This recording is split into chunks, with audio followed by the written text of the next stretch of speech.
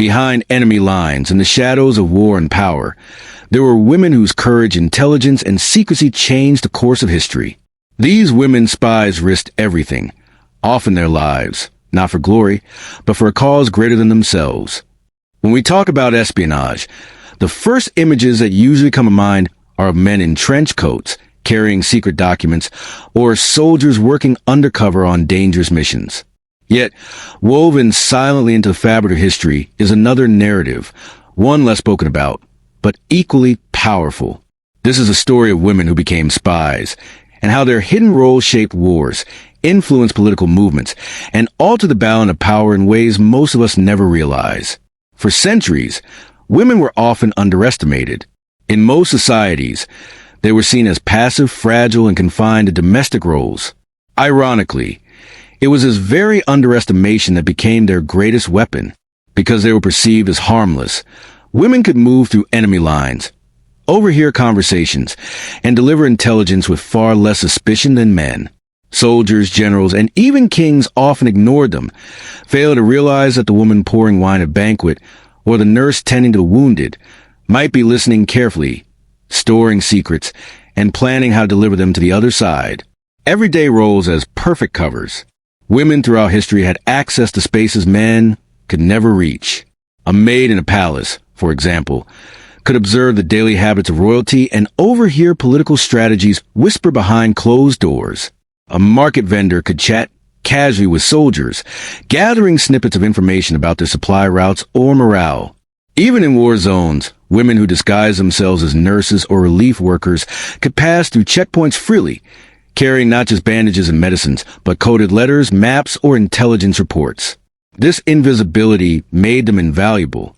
Their work was not just about disguise, but about using society's own gender biases as a shield. When authorities believed women incapable of deep political thought or dangerous actions, they opened the perfect door for espionage.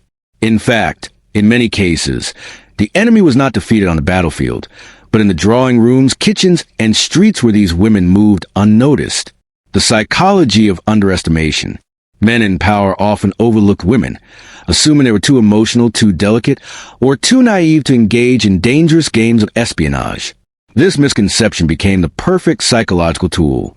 When generals discussed their battle plans in the presence of servants or mistresses, they didn't imagine those words would later be encoded, smuggled across borders, or delivered directly to their enemies. A simple example can be seen in times of occupation. During World War II, in Nazi-occupied France, women riding bicycles across villages were rarely questioned. After all, they were just ordinary women carrying groceries or supplies. In reality, many of them were carrying secret maps, photographs, or coded intelligence hidden inside loaves of bread or tucked into the linings of their clothes. The occupying forces, blinded by their own assumptions, often failed to suspect them. Women as code bearers and messengers. Another hidden role women played was that of messengers. In an age before encrypted emails and digital surveillance, intelligence relied on human carriers. Women often became the bearers of critical information because they could slip through enemy lines with less scrutiny. A young girl traveling to visit relatives might have, hidden in her hair braid, a tiny scroll containing troop positions. A widow attending a funeral might be carrying a folded piece of paper in her shoe, destined for a resistance leader. In ancient and medieval times, queens, courtesans, and noble women often used their social influence to carry out espionage. They could pass letters disguised as love notes, or exchange information during court dances and banquets. Many times, these women were underestimated as mere companions to men of power. In truth, they were central figures in the silent war of information, networks of trust. Espionage is rarely a solo mission. Women often formed networks, linking communities and families together. These networks were harder to trace because they appear to be nothing more than webs of friendship or kinship. A mother might pass information to her daughter, who would then deliver it to her husband in the army. A group of village women meeting to sew or bake might actually be exchanging coded details about enemy troop movements. During the American Civil War, for instance, both Union and Confederate women established spy rings. Many of these networks went undetected precisely because no one imagined women could orchestrate such dangerous activities. Their very invisibility became their strength, risk and sacrifice. Yet, the hidden role of women in espionage was never without danger. If discovered, they often faced brutal punishments, execution, torture, or imprisonment. And unlike men, their stories were frequently erased from official records. Many died without recognition, their sacrifices lost in the shadows of history. Still, these women accepted the risks. They weren't always motivated by politics alone. Sometimes it was love, loyalty to family, or even a chance to escape the limitations society placed on them. But whatever their reasons, their contributions were immense. They demonstrated a kind of courage that was quiet but unshakable, a courage that lived in whispers and shadows rather than on the battlefield. A world rewritten by secrets. The hidden role of women in espionage proves that wars are not won only with guns and swords, but with secret strategies and intelligence. Every intercepted message, every overheard conversation, and every coded letter delivered by a woman spy had the potential to change the course of history. From ancient courts to modern intelligence agencies, women carved out a space where their invisibility became their greatest strength. They did not always wear uniforms, nor did they march in parades of victory. Instead, they worked quietly, often anonymously, shaping outcomes that history books later attributed to generals and kings. Their true battlefield was silence, suspicion, and secrecy, a world where the most powerful weapon was not a sword or a gun, but the ability to go unnoticed. If there is one name in the history of espionage that drips with mystery, glamour, and tragedy, it is that of Mata Hari. Born Margaretha Geertruida Zell in the Netherlands in 1876, she was not destined for royalty, not trained in military strategy, and certainly not raised with dreams of espionage.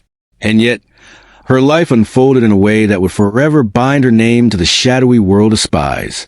For many, Mata Hari was less of a woman and more of a symbol of seduction, betrayal, and a thin line between myth and reality.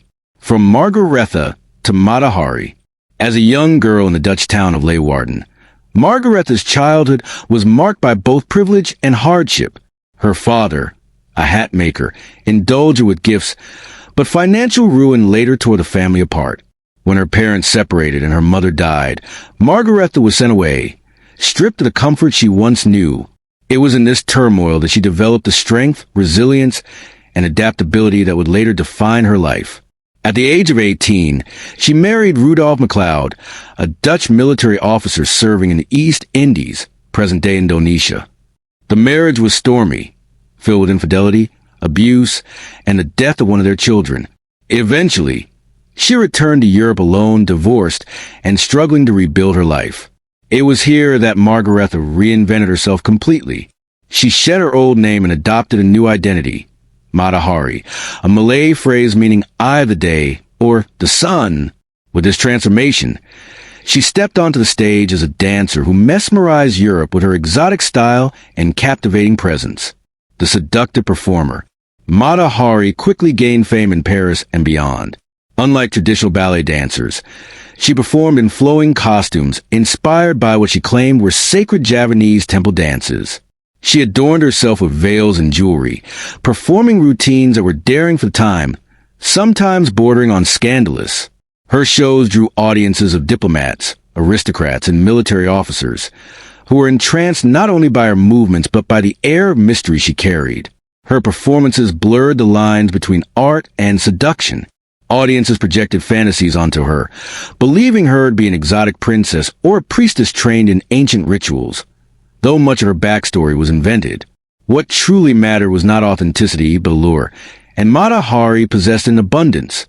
She became the mistress of powerful men, her beauty and charm opening doors to the highest levels of European society.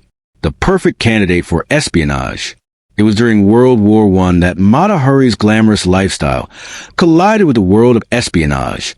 Europe was engulfed in conflict, and nations desperately sought information about enemy movements.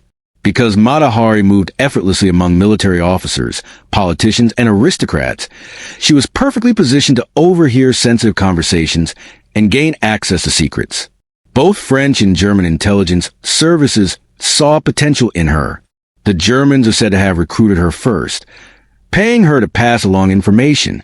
Later, she was approached by the French, who suspected her German connections but also saw her potential value as a double agent. Whether Mata Hari truly provided meaningful intelligence to either side remains debated. Some historians argue that she was a minor figure exaggerated into a scapegoat, while others suggest she knowingly played both sides, motivated more by money and survival than ideology. The charges against her. By 1917, France was suffering heavy losses in the war, and public morale was collapsing. The government needed someone to blame for its military failures, and Mata Hari became the perfect target. She was glamorous, foreign, and already surrounded by rumors of espionage. The French accused her of being a double agent working for the Germans, claiming she had caused the deaths of thousands of French soldiers. Her trial was swift and sensational. The prosecution painted her not only as a spy, but as a femme fatale, a woman whose beauty and sexuality were dangerous weapons against men. Instead of focusing on evidence, much of the case relied on moral judgments about her lifestyle. Her relationships with powerful men were portrayed as proof of betrayal.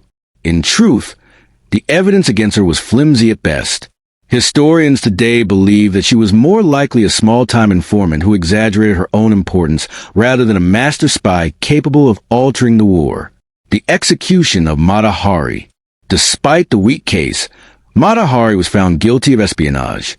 On October 15, 1917, she was executed by a French firing squad.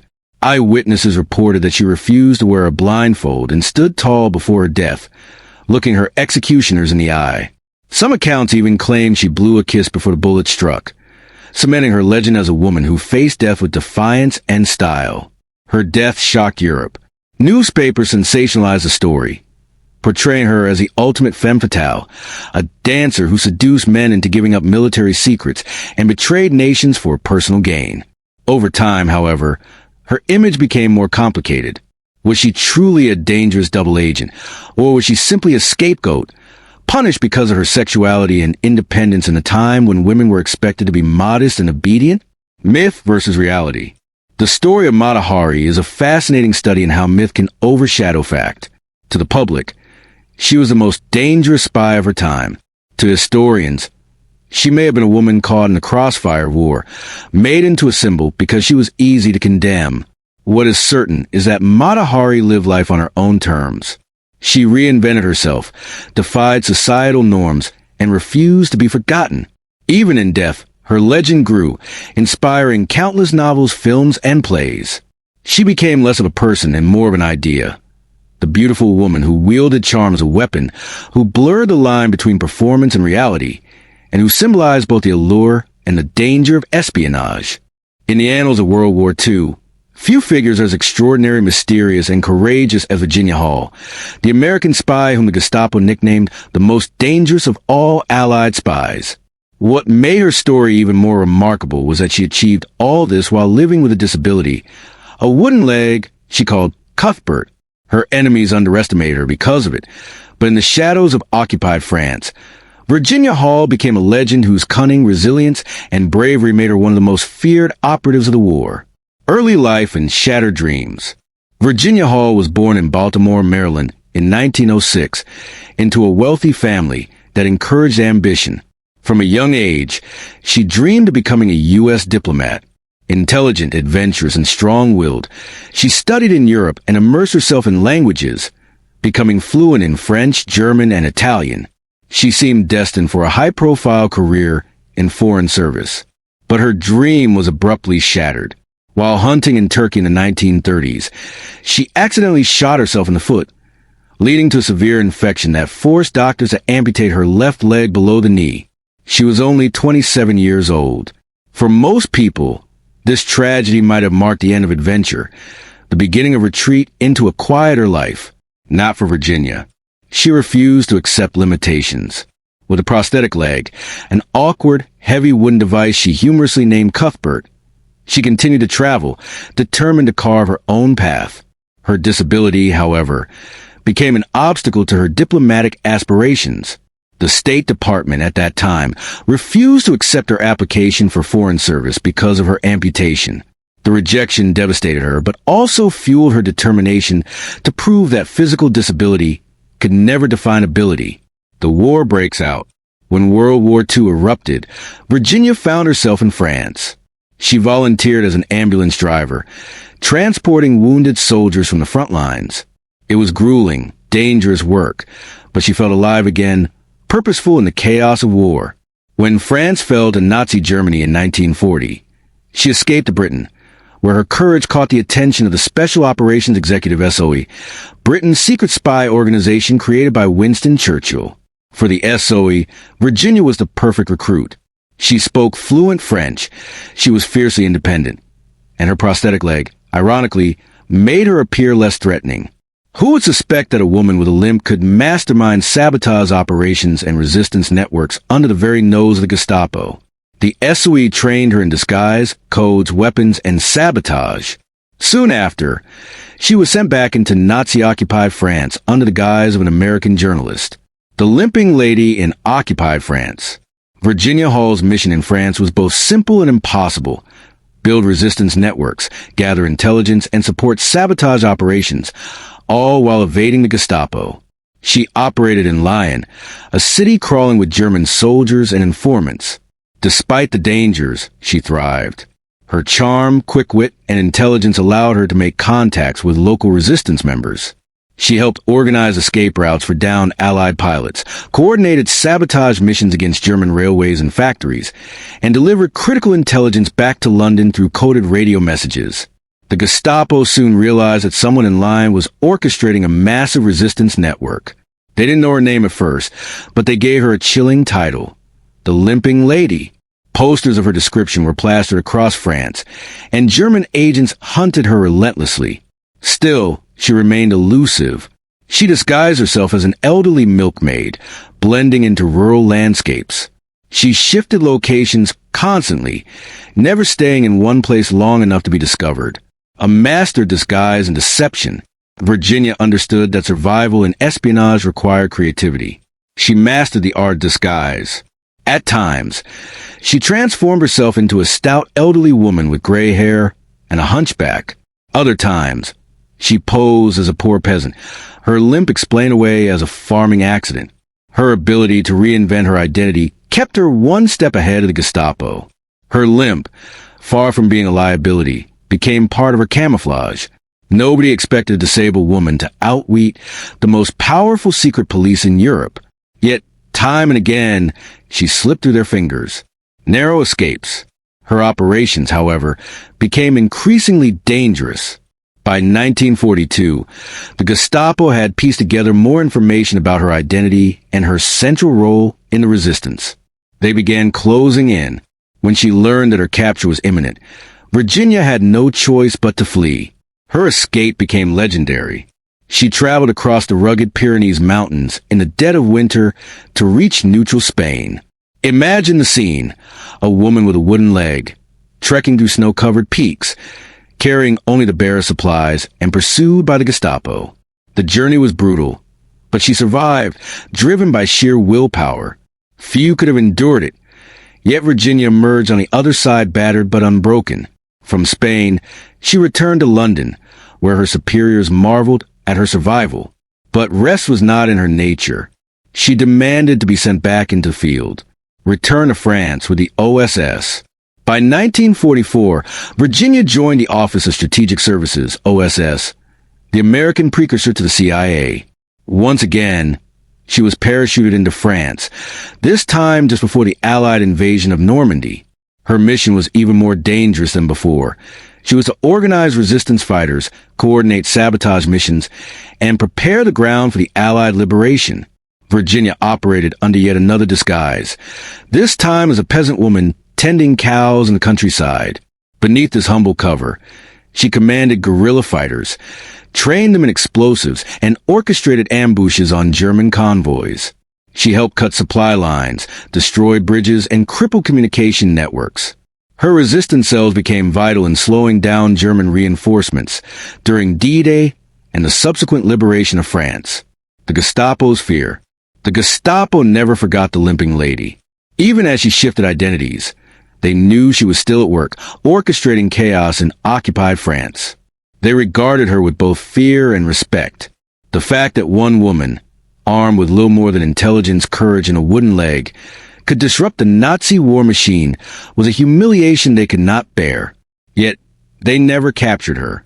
In the brutal years of World War II, while Europe was crushed under the iron heel of Nazi occupation, whispers of resistance spread through towns, villages, and cities. Among those whispers was a legend of a woman so elusive, so daring, and so unstoppable that the Gestapo gave her a chilling nickname, the White Mouse. This woman was Nancy Wake, a fearless fighter whose courage and cunning made her one of the most decorated heroines of the war. From New Zealand to France, Nancy Grace Augusta Wake was born in 1912 in New Zealand, the youngest of 6 children in a working-class family.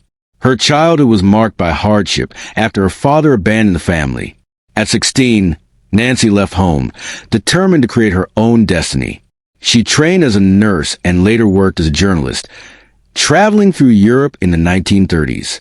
It was during these years as a reporter that Nancy first glimpsed the rise of fascism. She visited Vienna and Berlin, witnessing firsthand the brutality of the Nazi regime. She saw men beaten in the streets simply for being Jewish, women dragged away for resisting, and entire communities silenced under terror. The images seared into her memory. Even then, she swore that if war came, she would do whatever it took to fight back. By the late 1930s, Nancy had settled in Marseille, France, where she married Henri Fiacre, a wealthy French industrialist. When Germany invaded France in 1940, Nancy and Henri could have chosen to remain comfortable, safe in their privileged life. But Nancy was not the kind to sit quietly while tyranny spread. She threw herself into the fight, the birth of a resistance fighter. Nancy began her work with the French resistance by acting as a courier, ferrying messages and smuggling supplies. Soon, her courage and resourcefulness earned her greater responsibilities. She became a critical figure in escape networks, helping Allied soldiers and airmen stranded in France to evade capture and cross into neutral Spain. Her role was incredibly risky. Every day, she faced the possibility of betrayal, interrogation, and execution. Yet she thrived under pressure. With her quick wit and bold spirit, she learned how to talk her way past German patrols, how to forge documents, and how to stay one step ahead of suspicion. Her success became so great that the Gestapo placed her at the top of their most wanted list. They called her the White Mouse because no matter how many traps they set, she always slipped away. The Gestapo's hunt. By 1943, Nancy's activities had made her a nightmare for the Nazis. Her resistance network had helped countless airmen escape, and her sabotage operations had disrupted German supply lines. The Gestapo raided towns and tortured captured resistance members, demanding information about the mysterious White Mouse. Posters of her description were pinned to walls across occupied France. Still, Nancy remained elusive, constantly moving, constantly reinventing her cover. The danger, however, was real. The Gestapo closed in, and Nancy was forced to flee across the Pyrenees into Spain, a grueling journey through icy mountains, made even more dangerous by patrols and traitors. From Spain, she traveled to Britain, where she joined the Special Operations Executive, SOE, the same organization that trained Virginia Hall, training for war. In Britain, Nancy underwent intense training in espionage, sabotage, weapons, and guerrilla tactics. She learned how to kill silently with a knife, how to handle explosives, and how to survive in enemy territory. Trainers quickly noticed her resilience. Despite her glamorous appearance, she was strikingly beautiful. Nancy had nerves of steel and a natural talent for unconventional warfare. Once ready, she was parachuted back into France in 1944, just months before the Allied invasion of Normandy. Her mission was clear: unite resistance groups, arm them with Allied supplies, and prepare them to rise against the Germans when the time came. The warrior emerges. The Nancy Wake who returned to France was no longer just a courier or messenger. She was now a commander, a strategist, and a fighter. Working in central France, she coordinated thousands of resistance fighters, organizing sabotage missions that crippled German communication lines and supply chains. Under her leadership, railways were blown up, bridges destroyed and convoys ambushed. Her courage in combat was legendary. In one mission, she killed a German soldier with her bare hands during a silent takedown, proving that she could fight as fiercely as any man. In another, she cycled more than 300 kilometers through occupied territory to deliver a critical message after communications had been cut. Her determination was unbreakable, her energy relentless. Loss and motivation. Tragedy, however, shadowed Nancy's war. When she escaped to Britain, her husband Henri was left behind in France. The Gestapo captured him, tortured him for information about his wife, and ultimately executed him. Nancy did not learn of his fate until after the war, but only deepened her resolve. Every mission, every act of sabotage, became a form of vengeance for the man she loved and lost. The White Mouse in full force. As D-Day approached in June 1944, Nancy's resistance network became critical to the Allied campaign. Her fighters launched relentless attacks on German reinforcements, preventing them from reaching Normandy. The chaos they created helped ensure the success of the invasion. For the Germans, the White Mouse had become more than a nuisance. She was a scourge, an uncatchable phantom who inspired resistance wherever she went. Her ability to vanish and reappear baffled the Gestapo. They interrogated prisoners, raided villages, and spread rumors, but Nancy Wake always seemed 2 steps ahead. Her charisma and fearlessness rallied the men she commanded, many of whom admitted that they followed her because they believed she was invincible. Anna Chapman, the modern face of espionage. When most people think of spies, their imagination often drifts to black and white photographs of trench-coated agents from the Cold War or shadowy figures in wartime Europe. But espionage did not end with World War II or the fall of the Soviet Union. In fact, it has evolved into something more sophisticated, more subtle, and more deeply woven into the fabric of modern society.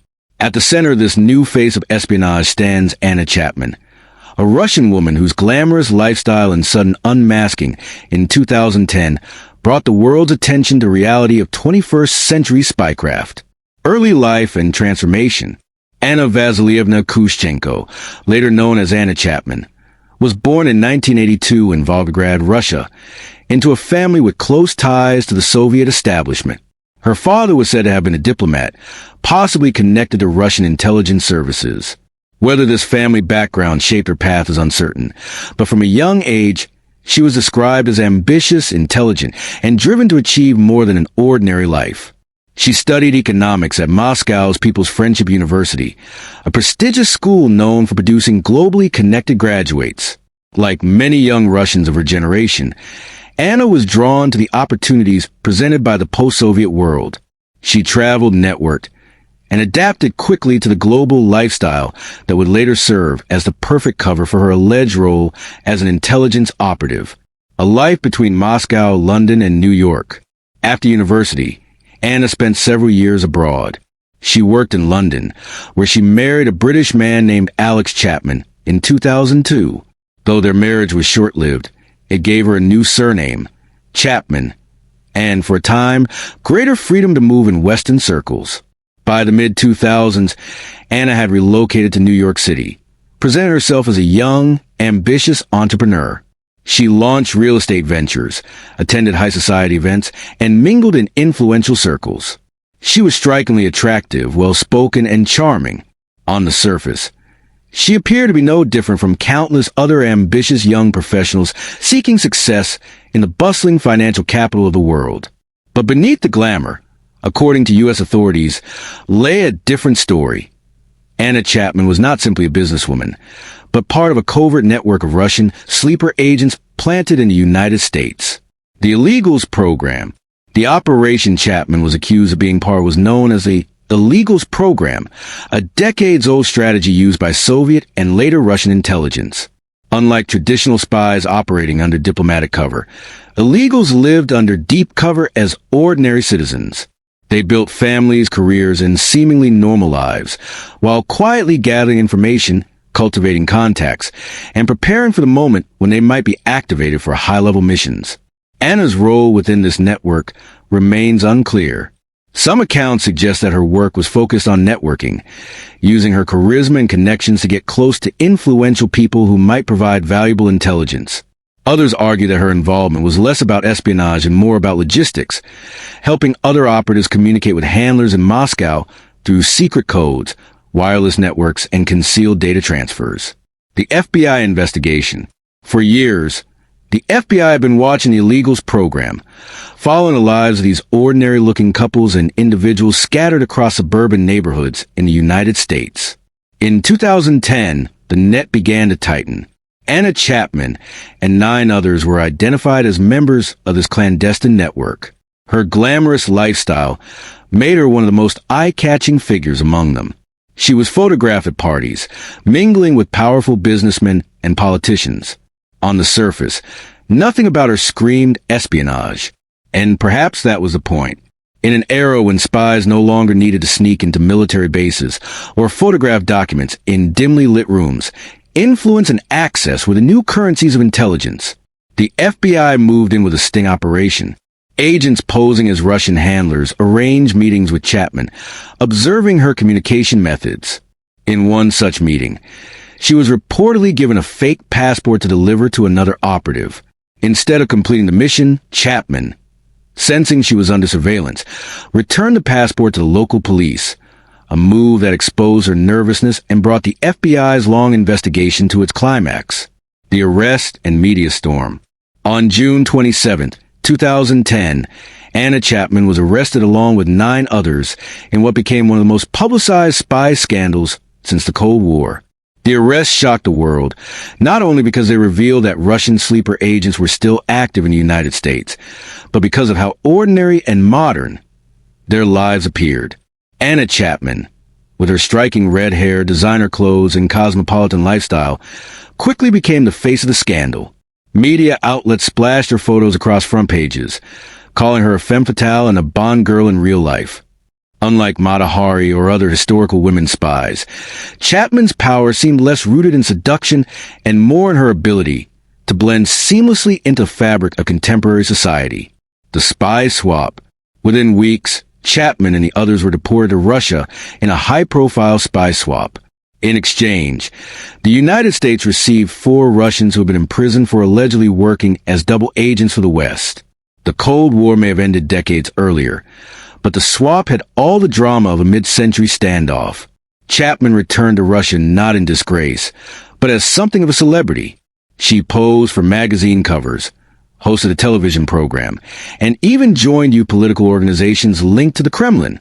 She became both a symbol and a mystery. Was she truly a skilled spy caught in the act, or was she merely a minor player who had been swept into a geopolitical spectacle? The modern face of espionage. What makes Anna Chapman's story so fascinating is not only the question of her guilt or innocence, but what her case reveals about modern espionage. The days of trench coats and secret briefcases have largely given way to laptops, encrypted phones, and social networks. The battlefield of intelligence now includes boardrooms, financial institutions, and online platforms. In this landscape, a young, attractive, and ambitious woman like Chapman was perfectly positioned. She could attend conferences, mingle with decision-makers, and gain access to circles where old-fashioned spies might stand out. She represented a new generation of espionage. Less about stealing blueprints for weapons, more about cultivating relationships, influencing narratives, and embedding oneself deeply into the fabric of another society. Her case also highlighted how espionage thrives not only in times of war, but in periods of uneasy peace. In 2010, the U.S. and Russia were not enemies on the battlefield, but they remained rivals in politics, technology, and global influence. Espionage was no longer about imminent military plans. It was about the long game, about preparing for future conflicts, and about staying several moves ahead in a geopolitical chess match. If espionage were a stage, then disguise and deception would be the costumes and props that make the play believable. Throughout history, spies have relied not only on information gathering, but also on the art of transforming themselves into someone else, into something else, or into a version of themselves that others would never suspect. From ancient couriers smuggling secret messages to Cold War operatives vanishing behind false identities, the ability to deceive has always been central to spycraft. The roots of disguise and espionage. The idea of hiding one's true self to gain information is older than modern intelligence agencies. Ancient Chinese military strategist Sun Tzu famously wrote in the Art of War that all warfare is based on deception. Long before wigs, latex masks, and forged passports, spies used rudimentary disguises, different clothing, hairstyles, or accents, to blend into foreign lands. During the Roman Empire, informants often disguised themselves as slaves, merchants, or travelers to infiltrate enemy territories. In medieval Europe, monks, priests, and merchants were frequent covers, as religion and trade provided natural reasons for travel. In every age, a convincing disguise meant survival, because exposure meant death. The Cold War, a golden age of disguise. It wasn't until the 20th century, however, that the art of disguise reached an unprecedented level of sophistication. The Cold War between the United States and the Soviet Union transformed espionage into a high-stakes chess game, where a single mistake could spark an international crisis. Both sides invested heavily in disguise technology, perfecting techniques that allowed agents to change identities almost instantly. The CIA became particularly famous for its Office of Technical Services, OTS, a unit that functioned almost like Hollywood's costume department. But for spies, wigs, facial prosthetics, false mustaches, tinted glasses, and makeup kits were engineered to withstand hours of scrutiny. Operatives could emerge from an embassy looking like one person, vanish into a car, and exit moments later as someone entirely different. Perhaps the most legendary figure in this field was Tony Mendez, a CIA officer and master disguise. Mendez is best known for the daring 1980 Canadian caper, when he rescued 6 American diplomats from Tehran during the Iranian hostage crisis. He disguised them as a Canadian film crew scouting locations for a science fiction movie. The operation was so bold and cinematic that it later inspired the Hollywood film Argo. What made it possible, however, was the mastery of disguise, the ability to craft a story so believable, with appearances to match, that the enemy never questioned it. The Soviet approach. On the other side, the KGB also mastered deception. Soviet agents often posed as ordinary citizens, living under deep cover in Western nations. They relied not only on physical disguises, but on legend building, creating entire false lives complete with fake birth certificates, education records, and even family backgrounds. One of the most remarkable elements of Soviet tradecraft was the use of dead drops and invisible communication, often combined with disguises. A Soviet spy might appear as a harmless tourist with camera, while actually using the lens to signal a coded message. Another might carry a hollowed-out book, seemingly an innocent student, but in reality delivering microfilm. Disguises extended far beyond appearances. They included behaviors, accents, mannerisms, and even fabricated personal histories. To play a convincing role, an operative had to live it. Escape and evasion techniques. Disguises were not only about infiltration, they were also about escape. During the Cold War, agents in hostile countries were trained in ENE, escape and evasion, techniques. If compromised, an operative might shed one identity and adopt another in minutes. Some disguises were designed for rapid transformation. A man in a suit could enter a subway restroom and emerge minutes later as a laborer in overalls, his face hidden beneath dirt and grease. A woman could slip into a cafe looking like a professional secretary, only to emerge disguised as a student with a backpack, her hair color instantly altered by a wig. Perhaps the most famous example was the CIA's Jack-in-the-Box trick, developed to fool surveillance teams in Moscow. It involved a dummy that could pop up in the passenger seat of a car. An operative under surveillance could duck out of sight, replaced by the dummy, while the real agent slipped away undetected. To the watching KGB, it looked as though the person had never left the vehicle. The psychological side of deception. Yet disguise is not only about wigs and fake passports. At its heart, espionage is a psychological game. Deception works best when the target wants to believe the lie. A spy posing as a diplomat or journalist does not just rely on physical disguise, but on the confidence, behavior, and charm required to sell the role. This is why many intelligence agencies invested as much in acting lessons and psychological training as they did in costume kits. Spies learn how to mirror body language, adopt regional dialects, and maintain eye contact in stressful situations. The most convincing disguise, after all, was not the face in the mirror but the story behind the eyes. The digital age, a new form of disguise. In the 21st century, disguise and deception have taken on new dimensions. The rise of digital technology means that spies no longer need to change only their physical appearance. They must also disguise their digital footprints. Modern intelligence operatives use cyber disguises, masking their online identities with encrypted communications, virtual private networks, and stolen digital credentials. A spy today might impersonate an ordinary social media user, a harmless gamer, or even a corporate employee, infiltrating organizations not through physical disguise but through online deception. One striking example is the use of honey traps in the digital era. While historically spies use seduction in person, modern honey traps can be entirely online. Operatives create false social media profiles, attractive personas designed to lure targets into revealing sensitive information. The principle remains the same as in Anna Chapman's time. Deception thrives in trust, blending the old and the new. Despite advances in technology, the principles of disguise remain timeless. Spies must still blend into their surroundings, adapt quickly, and maintain their covers under pressure. But now, the disguise may not be a fake mustache. It may be an encrypted username or a carefully curated Instagram profile. Some intelligence experts argue that the digital world has made disguise easier because so much of modern life is already performed through avatars, usernames, and online identities. Others argue that it has become harder because digital surveillance leaves footprints that are nearly impossible to erase. What is certain is that disguise and deception remain essential to espionage today as they were in the days of trench coats and dead drops. The stage has changed, but the performance continues. In the shadowy world of intelligence, loyalty is never guaranteed. Trust is currency, and betrayal can rewrite the course of wars.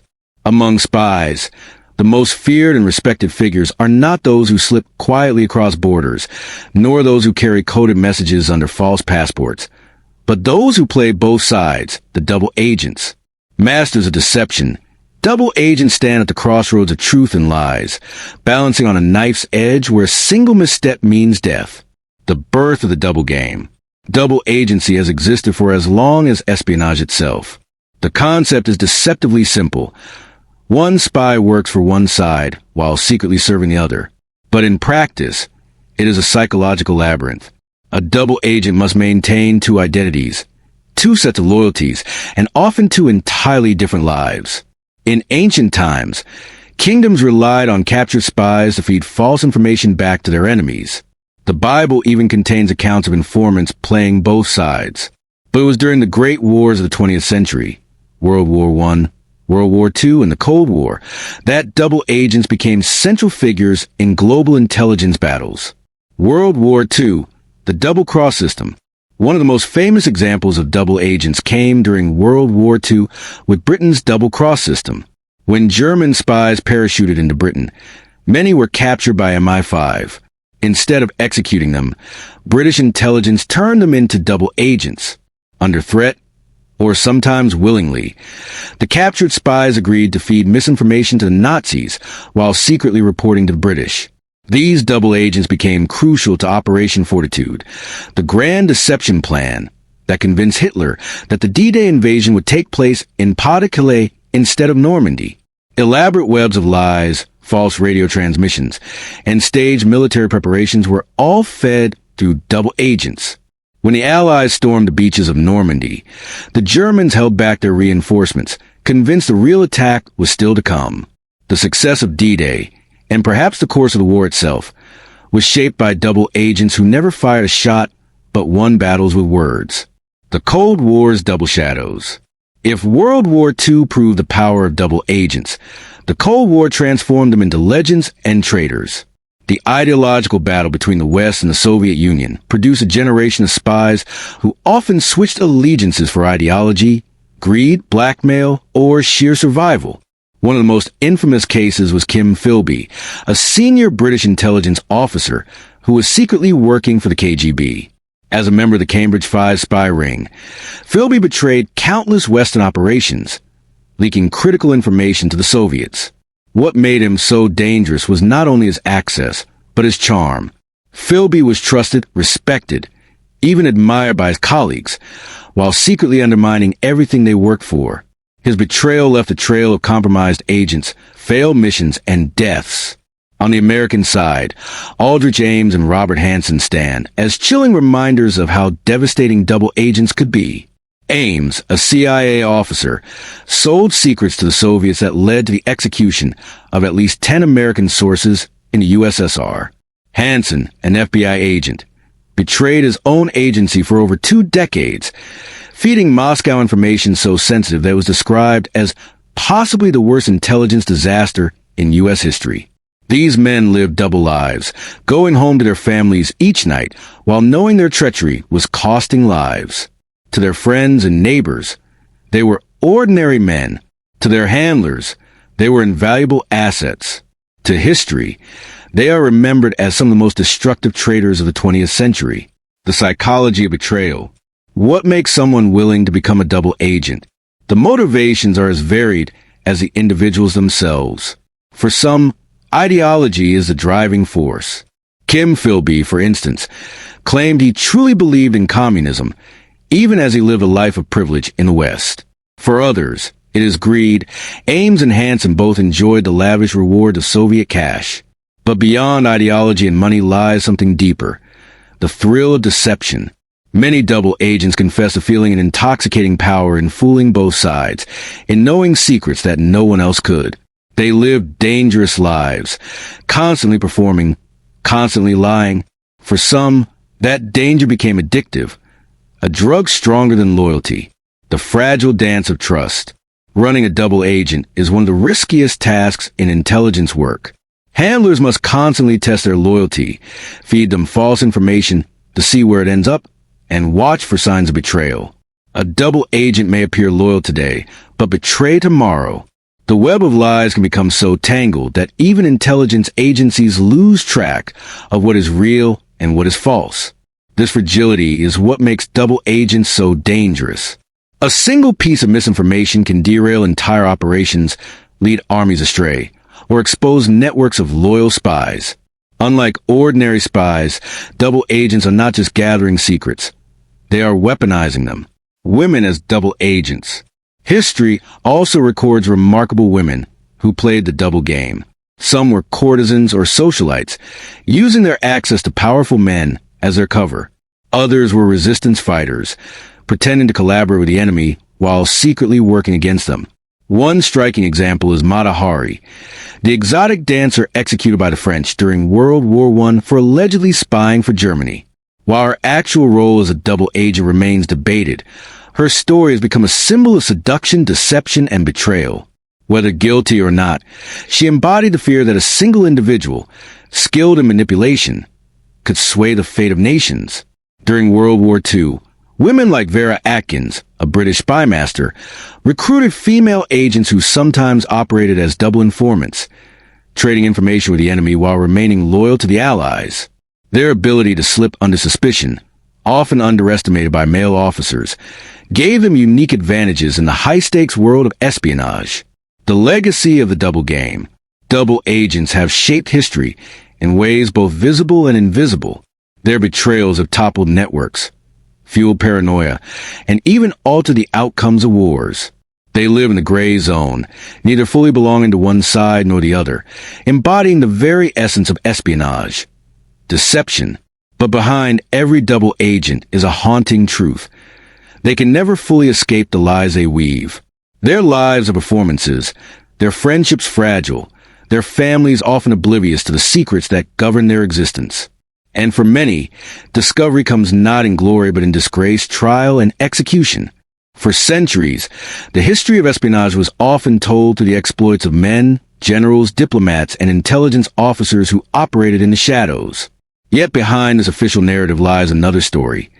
The story of women whose contributions shaped wars, toppled regimes, and shifted the balance of power.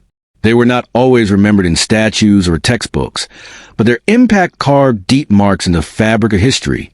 The legacy of women in espionage is one of courage, adaptability, and quiet brilliance, woven into the hidden corners of global conflicts, breaking the barriers of expectation.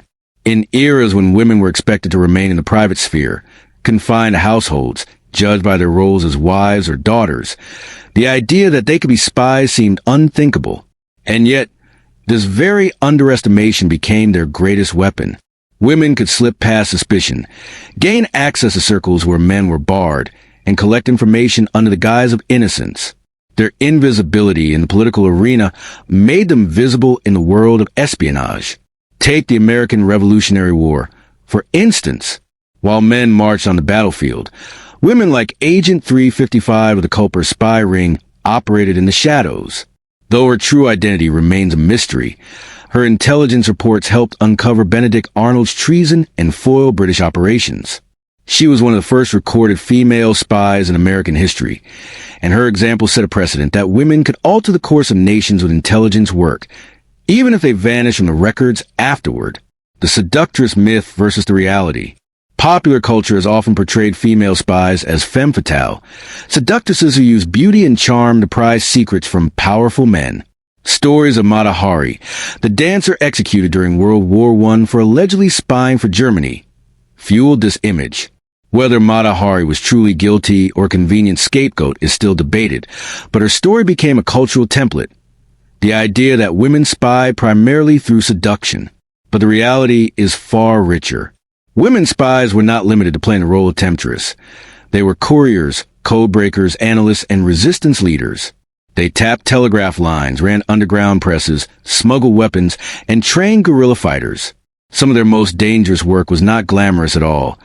It was grueling, exhausting, and constantly under threat of death.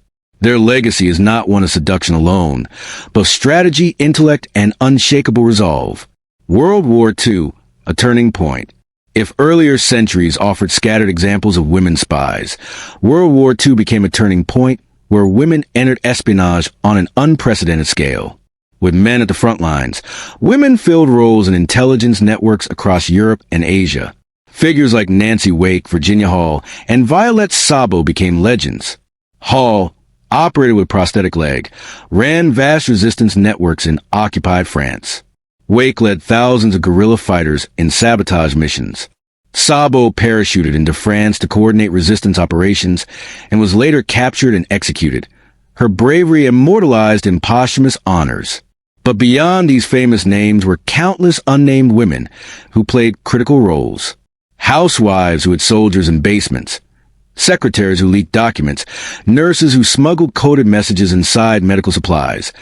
All risked their lives in acts that rarely made headlines but kept the machinery of resistance alive. Cold War shadows. As the Second World War ended, the Cold War dawned, bringing a new era of female espionage. Women were recruited not only for field operations but also for roles in intelligence analysis and cryptography. The Soviet Union, in particular, excelled at deploying women operatives. They were trained to blend seamlessly into Western societies, often sent abroad as illegals, deep cover agents with false identities who lived undetected for years. Some infiltrated high government positions. Others married unsuspecting Westerners, and many quietly funneled secrets back to Moscow. One modern example is Anna Chapman, exposed in 2010 as part of a Russian spy ring in the United States. Chapman's glamorous public persona drew global media attention, but her true legacy lies in reminding the world that espionage was not a relic of the past. It was alive, evolving, and increasingly gender diverse. The silent legacy, codebreakers and analysts. While field operatives often captured public imagination, the quieter but equally vital contribution of women was in intelligence processing. During World War II, thousands of women worked at Bletchley Park in Britain, breaking German codes that shortened the war. They operated complex machines, deciphered endless streams of enemy communication, and built the foundations of modern computer science.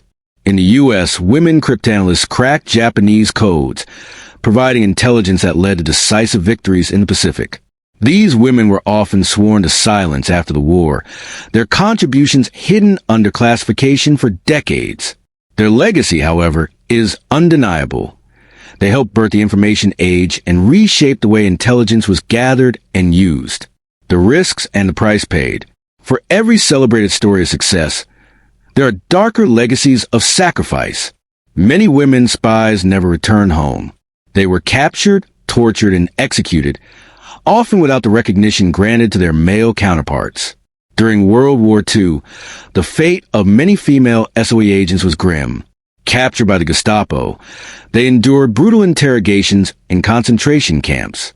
Some, like Nouri Nayef Khan, refused to betray their comrades even under torture, paying the ultimate price for their silence.